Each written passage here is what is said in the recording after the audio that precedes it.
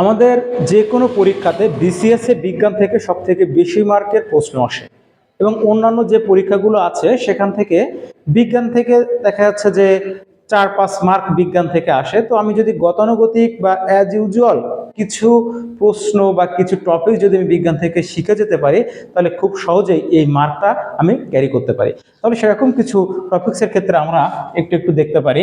যেমন ধরেন একটা আছে রাশি। রাশিটা কি? রাশি হচ্ছে পরিমাপ করার জন্য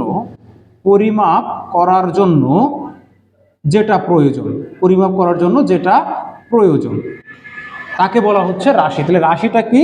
পরিমাপ করার জন্য যা প্রয়োজন। যেমন আমি যদি এইখান থেকে আপনাকে বলি যে এই দেওয়াল থেকে ওই দেওয়াল পর্যন্ত মাপতে, তাহলে আপনি কি বলবেন? কি মাপতে বলবো আপনাকে? দৈর্ঘ্য। আমি আপনাকে বললাম যে আলু কিনে নিয়ে আসতে, তখন আমি আপনাকে বলবো না যে আপনি 1 কেজি আলু ওজন করে কিনে আসলে। এই যে ওজন, দৈর্ঘ্য, এইগুলো হচ্ছে কি এক একটা রাশি। রাশি হচ্ছে কি যখন আমরা পরিমাপ করার জন্য যেগুলো ব্যবহার করি, যেমন আপনাকে বলা হচ্ছে যে ভর, তারপরে এখান থেকে এটুকু দৈর্ঘ্য, দূরত্ব, এইগুলো হচ্ছে রাশি। তাহলে এই রাশিটাকে ভাগ করা হয় হচ্ছে 2 ভাগে। একটা হচ্ছে মৌলিক রাশি। রাশি হচ্ছে 2 প্রকার, একটা হচ্ছে মৌলিক রাশি আর একটা হচ্ছে লব্ধ রাশি। মৌলিক রাশি আর লব্ধ রাশি। আমরা সকলে জানি যে মৌলিক রাশি কি? মৌলিক মানে হচ্ছে যারা স্বাধীন, অন্য কারোর উপরে নির্ভর করে না। তাহলে মৌলিক রাশি হচ্ছে কি? যে রাশিগুলো স্বাধীন, অন্য কারোর উপর নির্ভর করে না, তারা হচ্ছে মৌলিক রাশি।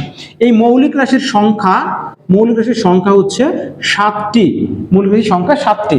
এই 7টি রাশি বাদে যত রাশি আছে তারা সবাই হচ্ছে লব্ধ রাশি। তাহলে আমি যদি এখান থেকে মাত্র এই মৌলিক রাশির 7টা রাশি যদি আমি মুখস্থ করতে পারি, তাহলে এর বাইরে যত রাশি আছে তাদেরকে আমরা চোখ বন্ধ করে বলে দিতে পারি এরা হচ্ছে একটা লব্ধ রাশি। তাহলে এই 7টা রাশি কি কি? 1 নম্বরে আছে দৈর্ঘ্য। এই দৈর্ঘ্যকে আমরা বলতে পারি প্রস্থ, এটাকে লেখা যেতে পারে দূরত্ব, এটাকে লেখা যেতে পারে সরণ। দেখেন এই যে 4টা একই জিনিস, এটা কিন্তু বাজারে যে গতানুগতিক বই আছে সেখানে কিন্তু উল্লেখ করা নাই।